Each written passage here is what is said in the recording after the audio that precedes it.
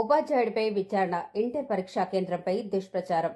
చాగల్మర్రి గ్రామంలోని వాసవి జూనియర్ కళాశాలపై దుష్ప్రచారం చేసిన ఓ ప్రభుత్వ ఉపాధ్యాయుడిపై సోమవారం పోలీసులు విచారణ చేపట్టారు. ఉపాధ్యాయుడు సతీమణి పేరుతో ప్రైవేటు కళాశాలను నడిపిస్తున్నాడు. వాసవి కళాశాల పరీక్షా కేంద్రంలో మాస్ కాపీయింగ్ కు పాల్పడుతున్నారంటూ నకిలీ విద్యార్థి సంఘ నాయకుడి పేరుతో జిల్లా ఇంటర్ పరీక్షల ఉన్నతాధికారులకు వాట్సాప్ మెసేజ్లు పంపాడని, సోషల్ మీడియాలో పోస్టులు పెట్టాడని, దీనిపై వాసవి కళాశాల యాజమాన్యం అధ్యక్షుడు శివప్రసాద్, కళాశాల కరెస్పాండెంట్ రమణ గుప్తా స్థానిక పోలీస్ స్టేషన్లో ఫిర్యాదు చేశారు. దీంతో పోలీసులు సదరు ఉపాధ్యాయుడిని, మరో వ్యక్తిని విచారిస్తున్నారు. ముఖ్యంగా ఈరోజు ఇక్కడ మేము వాసవి విద్యా సమాజం తరపున వాసవి జూనియర్ కళాశాల మరియు డిగ్రీ కళాశాల సభ్యులందరం కూడా హాజరయ్యాము. వాసవి జూనియర్ కళాశాల చాగల్మర్రి మండలంలో 47 సంవత్సరాలుగా ఇక్కడ గ్రామీణ పేద విద్యార్థులకు మంచి చదువులు చెబుతూ ఉన్నత విద్యను అందిస్తూ ఉన్నది.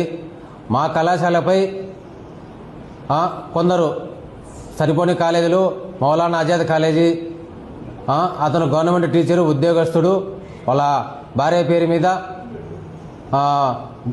స్కూలు మరియు జూనియర్ కాలేజీ నడుపుతున్నాడు.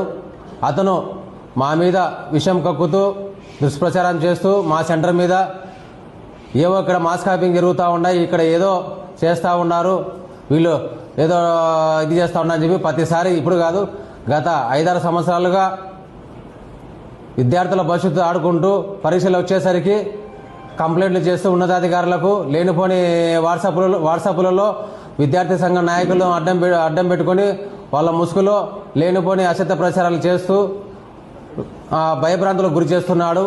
విద్యార్థుల తల్లిదండ్రులు ఎంతో ఆందోళన చెందుతూ ఉన్నారు పరిస్థితి.